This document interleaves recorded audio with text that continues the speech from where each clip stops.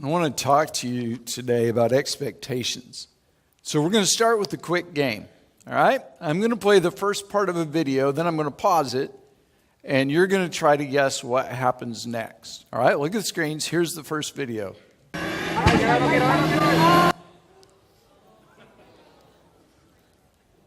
Got a pretty good idea what happens next?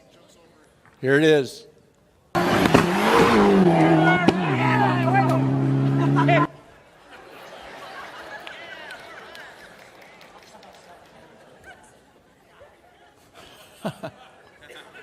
That dog has no idea. I mean, he's just walking down the road. All right, here's the next one.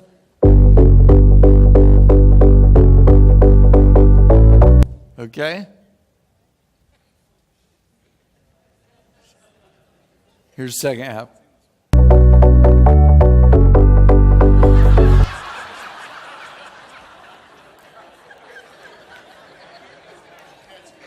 Don't think anybody guessed that one. Okay, this is just amazing to me. Watch. Okay, normal day driving. Okay, here's the next part.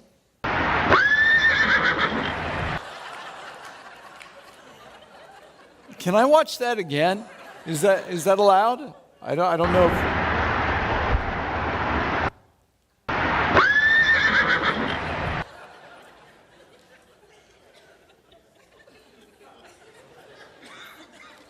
Okay, one more. Here's the first part.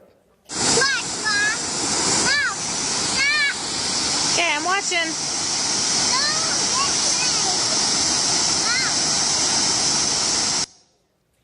Okay, you got a pretty good idea what's going to happen? All right, watch.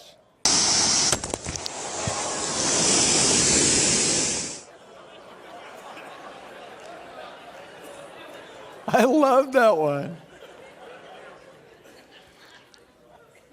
Life is full of unexpected surprises. Both my sons were unexpected. Well, let me say that a different way. I mean, obviously, once Cindy was pregnant, we expected a baby to emerge at some point, but they weren't planned. Finding out a baby was coming was unexpected. And some of life's greatest joys are surprises. You're only planning to stay a few minutes, and then you spotted her across the room. And in that moment, you knew, I'm going to marry her. From out of nowhere, love at first sight, an unexpected blessing. Or you get a check in the mail or a tax refund when you thought you were going to pay in. That's a good surprise. Your boss walks in and says, you're doing so good, I want to give you a promotion and a 12% raise. You act all calm and composed until he walks out of the room. Then you start jumping and dancing and shouting and celebrating. You're awarded a scholarship to your dream school. Or your parents buy you a puppy for Christmas. Your husband comes home early from a deployment. Those are all unexpected reasons to celebrate. Many of life's biggest challenges are also unexpected. Everything's going great when the doctor calls and says, you've got cancer. It was 1 year ago today, and my wife Cindy got that call. This is our cancer-versary. Yeah.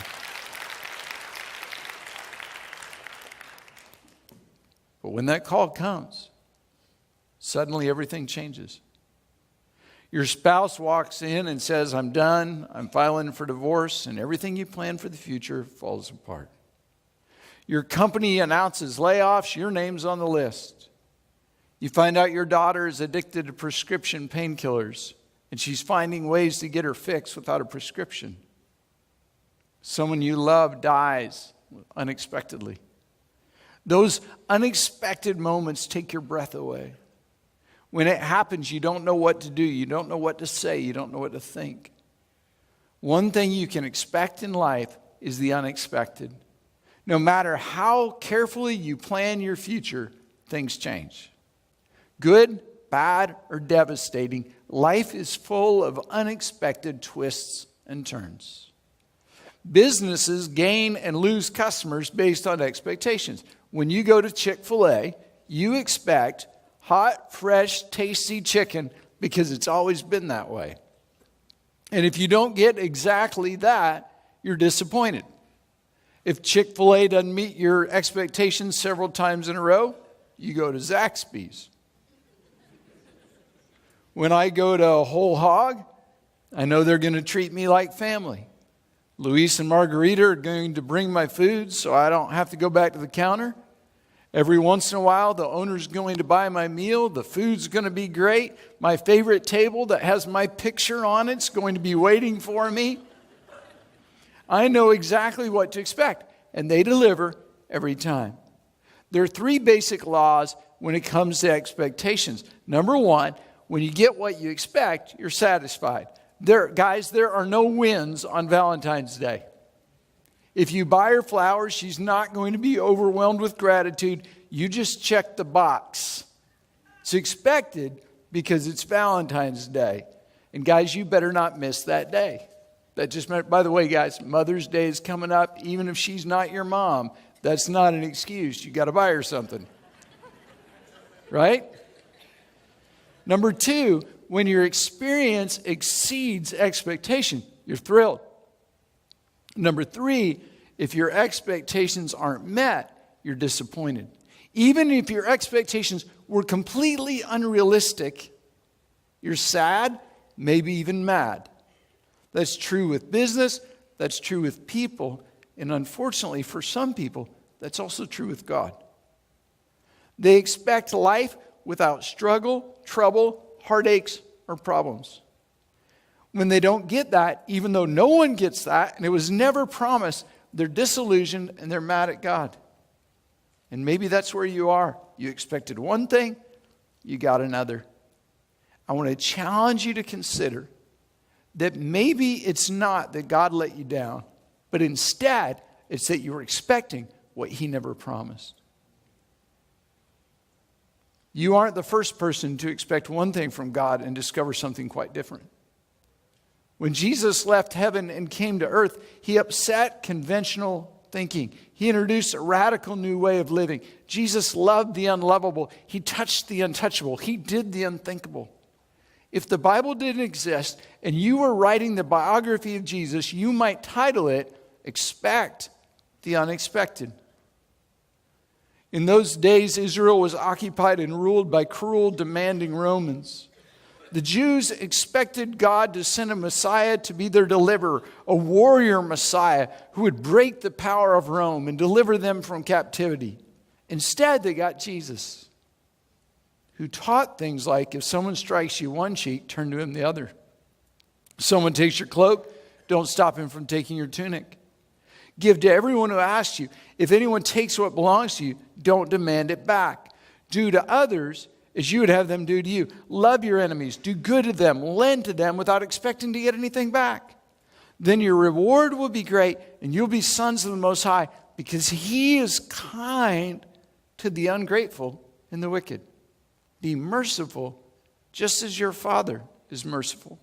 Not only did Jesus teach to be kind to your enemies, He raised the bar even higher. Jesus said, and when you stand praying, if you hold anything against anyone, which includes the Romans, forgive him. Why? So that your Father in heaven will forgive your sins. Forgiving the Romans was unthinkable before Jesus. It was a radical, groundbreaking concept. The Jews expected the Messiah to make their lives better. They were ready for victory, freedom, prosperity, peace, happiness. But Jesus told His closest follower, if the world hates you, keep in mind, it hated me first. If you belong to the world, it would love you as its own. As it is, you don't belong to the world. I've chosen you out of the world. That's why the world hates you. Remember the words I spoke to you. No servant is greater than his master. If they persecuted me, they'll persecute you. That's really encouraging, isn't it? Then Jesus said, in fact, a time is coming when anyone who kills you will think he's offering a service to God. They will do such things because they've not known the Father or me. I've told you this So when the time comes, you'll remember I warned you. Jesus was completely not what they expected. Jesus predicted trouble, hardship, betrayal, denial, persecution, and death for his followers. Why did Jesus predict all those horrible things? Because he knew what was coming. The disciples' assignment was to carry the gospel to the whole world. Jesus knew that Satan would fight that with everything he had. Jesus wanted the disciples to be prepared and ready for the fight. He wanted them to expect trouble so they wouldn't be surprised when it came. Kind of the opposite of what we do, isn't it? The church is often guilty of promising people something that Jesus never promised. We try to sell people on a worry-free life, a trouble-free existence. And all too often, the approach is everything in your life will be better if you'll just say this prayer and accept Jesus. We present Jesus as a better option for life improvement in this world. It's kind of like when people say, well, if you want your marriage to be better, you should have a kid. Oh, that'll fix it. Sure enough, that makes everything better. Or maybe you've heard this one. You need a pet. A pet will bring joy to your life and reduce stress. There's a plan. When our boys were growing up, we tried that. First, we had a golden retriever named Trixie. The boys were scared of Trixie. Trixie was just a creature that lived in our backyard. Literally, when they wanted to give her water, they would just go out on the deck and pour water out of a pitcher through the slats of the deck and hope it landed in Trixie's bowl. Then we had Freddie the fish.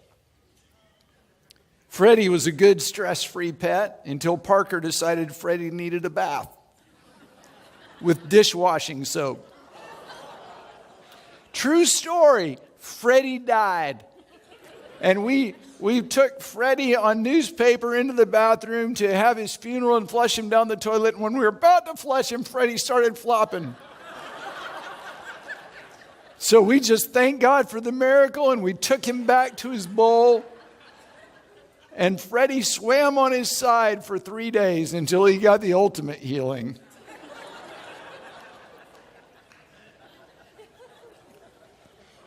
One year, the boys decided they wanted a hedgehog because Tyler's class at school had one. So, hey, this is going to help our parenting.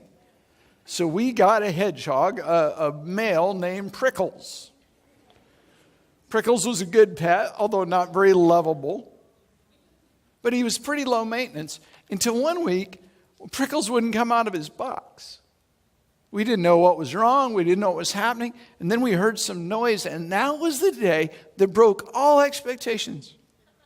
One of two things happened. Either a genetic miracle, or the people who sold Prickles to us lied. Because Prickles wasn't a he was a she. And Prickles blessed our home with 5 baby hedgehogs. Now, here's the wonderful thing. I'm going to give you a little education. Here's the wonderful thing about hedgehogs and their mothers. They require absolute silence and darkness. If the mother is disturbed, she'll eat her babies. It's nature, people. I didn't. You sound horrified, but I didn't plan that. That would be difficult to explain to our sons if a baby got eaten. So our house became a cone of silence. A beach towel was placed over Prickles' box. No one was allowed to go in, to look in, or to turn on the lights. The volume on the TV had to be so low you couldn't hear it. There was no shouting. Cindy wouldn't even let us talk in a normal tone of voice. We all had to idolize Prickles and the 5 little hedgehog babies. There was no music. Cindy was determined that no babies would be eaten in her home. And so Cindy, twice a day, prepared scrambled eggs for Prickles and the babies. and quietly tiptoed in and gave scrambled eggs. Now, here's my question. Where do hedgehogs get scrambled eggs in the wild?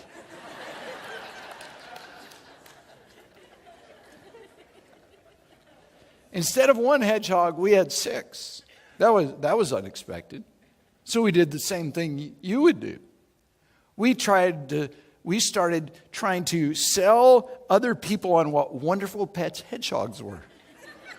And it worked. And slowly we gave the hedgehogs to unsuspecting friends who thought they would make their home stress-free. Then a few months later, tragedy struck our home. Prickles the hedgehog died. See, I don't understand. You went, oh, when I said she'd eat her young. When I say she died, you're just like, oh, of course. Cindy was upset. She didn't know how to tell the boys. She called a family meeting, and she carried in Prickles' corpse in a Nike shoebox.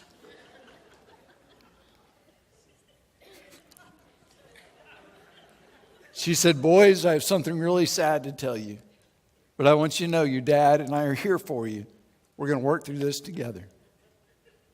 With tears in her eyes, Cindy said, Prickles the hedgehog. And Parker interrupted and said, kicked the bucket.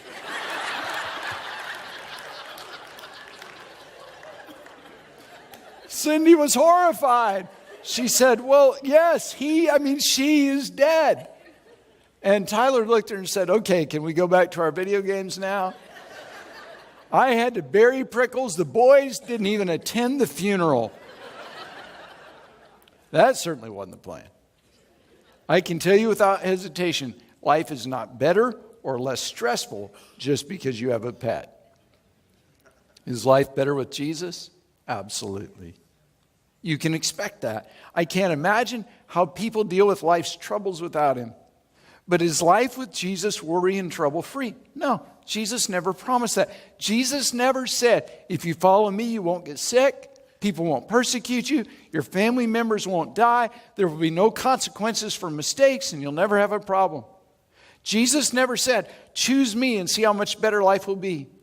Instead, Jesus said, people will hate you because of me. You'll be persecuted because of me. And we don't lead with that, probably because we're afraid people won't accept him if they realize they'll still have problems. So we sugarcoat it, even though we're facing difficulties and struggles. And then we wonder why people at the first sign of trouble run. We criticize the lack of faith of low commitment followers who walk away from Jesus and the church the first time Satan attacks. And the problem is, we created that. We created a false expectations. Some Christians don't expect a fight. If there's a fight or trouble, they assume they don't have enough faith, or they're being punished, or that life isn't fair, and that God doesn't keep his promises. But Jesus let the disciples and us know life on this earth will be a struggle. It'll be a fight. So if that's the case, if followers of Jesus face the same trouble as people who don't follow Jesus, why follow? Well, for that question, I want to take you to the cross. Although the cross was unexpected to Jesus' disciples, it shouldn't have been. Jesus came to earth not to live, but to die. Death wasn't a surprise to Jesus. He knew it was coming. In fact, Jesus predicted it. Mark 8, he began to teach them that the Son of Man, that's one of the titles Jesus used to refer to himself, must suffer many things, be rejected by the elders, chief priests, and teachers of the law. He must be killed, and after 3 days rise again. Matthew 20, he took the 12 disciples aside and said to them, we're going to Jerusalem, and the Son of Man will be betrayed to the chief priests and teachers of the law. They'll condemn him to death, will turn him over to the Gentiles to be mocked and flogged and crucified. Jesus knew what was ahead. He knew the pain, the agony, the torture, and the humiliation he would endure on the cross. The cross wasn't a surprise. Death didn't sneak up on Jesus. He knew about it. He planned for it. He prepared for it. Jesus knew it was the only way to fulfill God's plan. Everything pointed to and everything hinged on the cross. Jesus didn't accidentally go to the cross. Jesus' purpose wasn't hijacked by cruel soldiers. Jesus willingly went to the cross. It was God's plan and Jesus' decision. Luke wrote, the people stood watching. The rulers even sneered. They said, he saved others, let him save himself if he is the Christ of God, the chosen one. Jesus could have. He could have escaped the cross. He could have called on God and said, I can't do it. Send angels, rescue me now. Author Ken Gear wrote, if only Jesus would save himself and us. But Jesus knows he can choose one or the other. He can save himself or he can save us. But he can't do both. Jesus knew that. And so Jesus decided, I will not run, I will not fight, I will not make some kind of deal. I will finish my assignment and accomplish my purpose. I will die. For 33 years, knowing what was ahead, Jesus patiently waited and prepared for that moment. Jesus knew the price. And Jesus knew what the price would purchase. Jesus knew the cross was the path to my salvation and to yours. So he willingly paid the price. Out of love for others, Jesus chose death. He willingly went to the cross and he willingly stayed on the cross. We don't know the exact timeline, but less than 30 years before Jesus' death, thousands of people in that same area were killed because they followed a false Messiah. And that uprising was put down by mass crucifixion.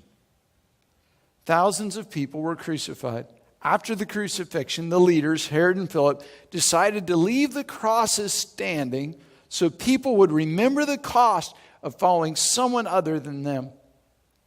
See, we have a picture of Jesus' cross, the middle of three, solitary on a hillside. But in actuality, Jesus' cross was one of thousands that dotted the landscape.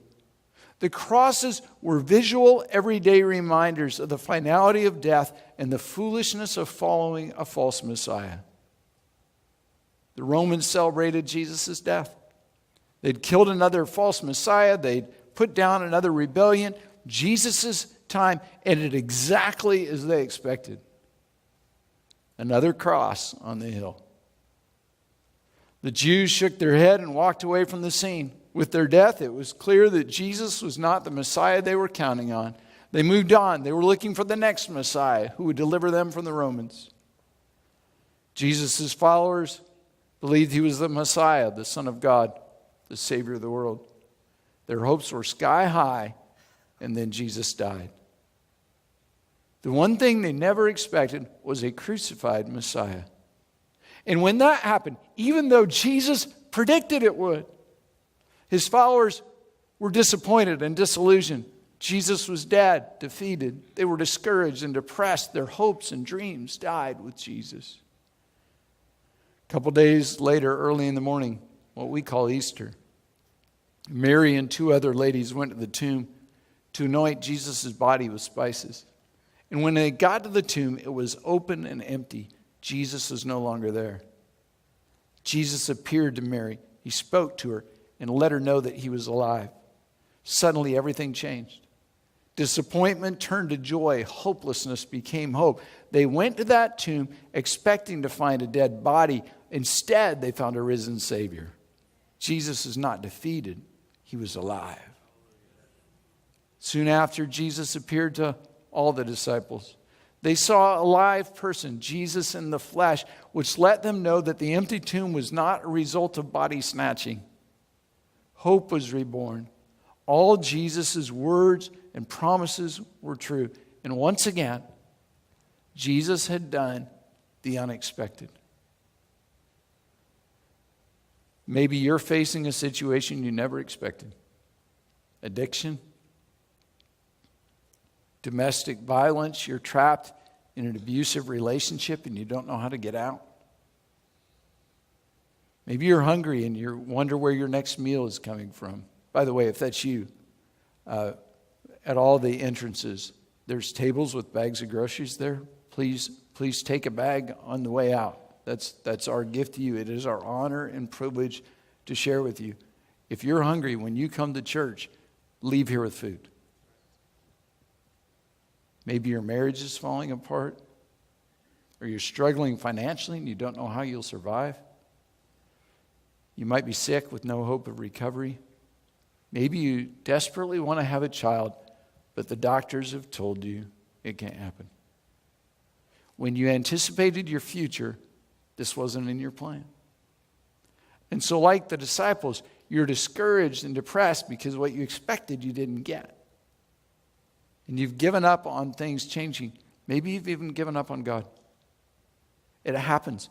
People get angry at God when life doesn't go according to their plan. They get mad at God. They walk away and they decide to handle all the difficulties on their own without any help from God. I want to assure you today, God doesn't respond to your anger by being angry in return. God doesn't punish you because you're mad. He still loves you and He still has a plan for you. That's certainly not what you expect. If you've ruined your life, you don't expect grace and mercy. You expect lectures, not love. If you've walked away from God, you don't expect Him to respond with love and forgiveness. You don't expect your marriage to be restored. You don't expect to overcome addiction. You don't expect a miracle in your finances or a turnaround in your business. You don't expect your family to be put back together. But because of the empty tomb, there's still hope. Jesus was different from all the past false messiahs because He's the only one that came back from the dead. Jesus defeated the ultimate enemy, death, when He came out of the tomb on what we call Easter. It was the ultimate unexpected moment. And from that moment on, Jesus continues to do unexpected things in hearts and lives and families and finances and futures.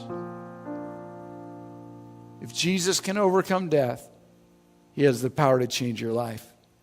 Listen to me. If you only remember one thing, remember this. Jesus specializes in the unexpected. And because Jesus rose from the dead, you can expect it. You can expect the unexpected.